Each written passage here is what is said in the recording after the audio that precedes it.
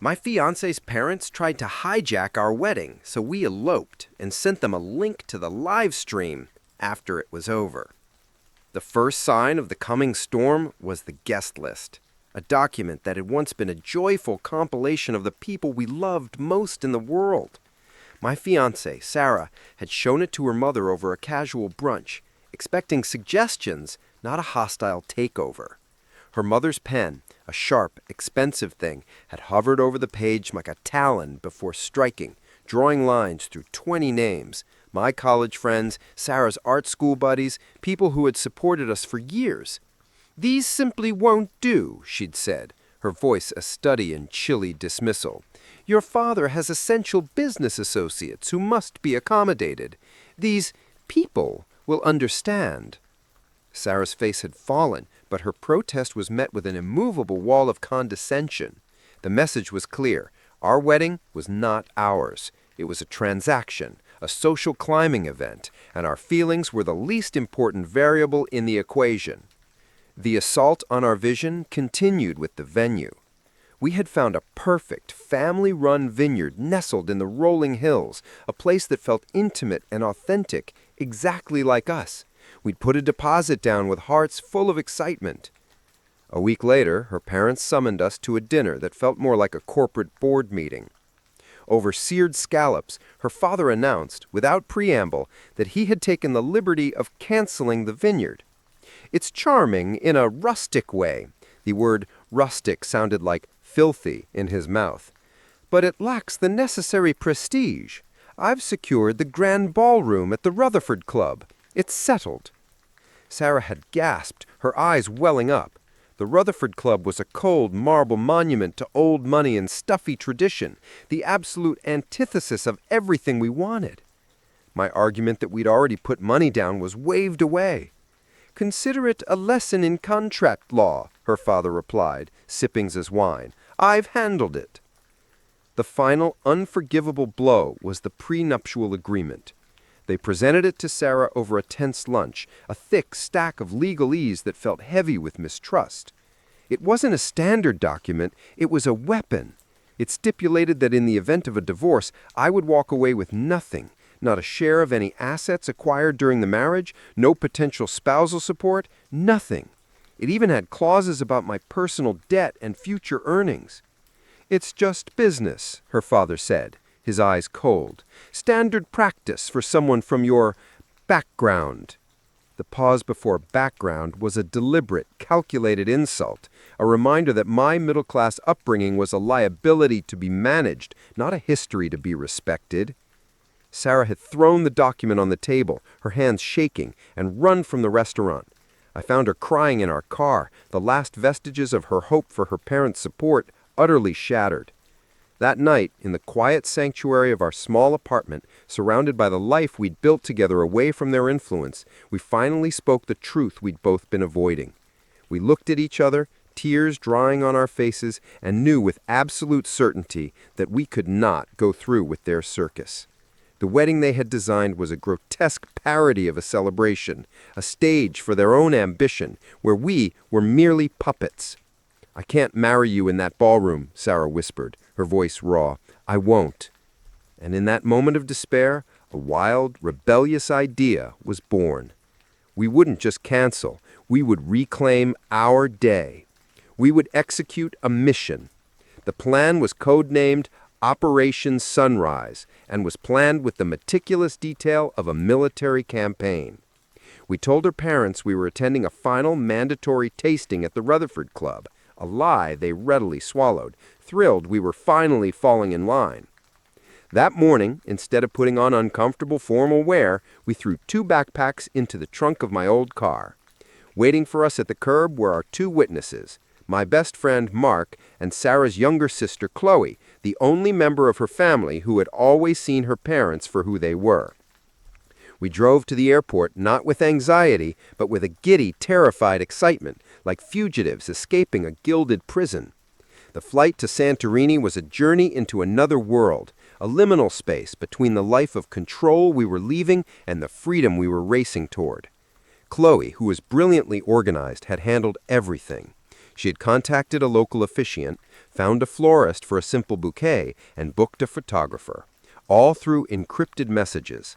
We landed as the sun was setting over the caldera, the whitewashed buildings glowing pink in the twilight. It felt like a dream. The ceremony was at dawn the next day. We stood on a private, secluded cliffside, the sky bleeding from indigo into a breathtaking palette of orange, pink, and gold. The Aegean Sea stretched out infinitely below us. There was no seating chart, no DJ, no five-tiered cake. There was just the four of us, the officiant, and the soft sound of the waves. Sarah wore a simple, elegant white dress she'd bought online. I wore a linen suit. We wrote our own vows, speaking them to each other as the sun broke over the horizon, illuminating her face. I had never seen her look more beautiful or more at peace. We were married not in a ballroom under a crystal chandelier, but under the vast, open sky, with the entire world feeling like our witness. It was imperfect, and it was perfect. Meanwhile, on the other side of the world, the clock was ticking toward the appointed hour of our supposed wedding. Her parents were at the Rutherford Club, surrounded by 300 confused and increasingly impatient guests. Her mother, in a horrifically expensive gown, was undoubtedly making strained small talk, blaming a slight delay with the florist. Her father would be checking his gold watch, his jaw tightening with each passing minute. Their phones and the phones of their hired wedding planner would be ringing incessantly, calling our numbers, which were powered off and buried at the bottom of my suitcase. The facade was cracking. The carefully constructed illusion of a perfect family giving their perfect daughter a perfect wedding was crumbling into dust in front of the very audience they had sought to impress. As we were landing back home, blissfully exhausted and legally married, they were likely in a state of full-blown panic. They would be concocting stories, a tragic car accident, a sudden illness, cold feet, anything to save face. They would be fielding horrified calls from guests, their social standing beginning its precipitous collapse. We turned on our phones at the baggage claim. The screens instantly lit up like fireworks, a relentless barrage of missed calls, voicemails, and text messages that ranged from concerned to furious. We didn't listen to a single one. We didn't call them back. We had one final move to make. We went straight to Mark's apartment, where his boyfriend, a talented video editor, had been waiting. We handed him the photographer's memory card. Working through the night, he crafted a beautiful 10-minute video of our entire ceremony. He set it to our favorite song, a folk tune her parents had vetoed for being too lowbrow. The video ended with the stunning shot of us kissing as the sun rose over the sea, followed by a simple, elegant title card. Thank you for giving us the perfect reason to have the perfect wedding. Love, Mr. and Mrs. Evans.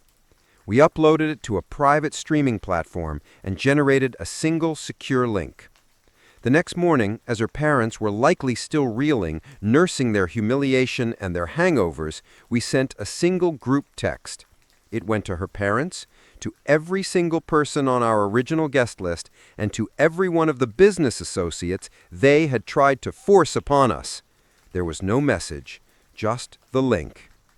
The silence that followed was louder than any scream.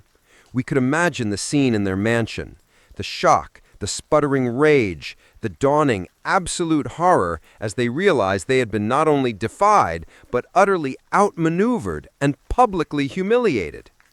Their own guest list had been used as the distribution network for their downfall. The fallout was nuclear, and it was delicious.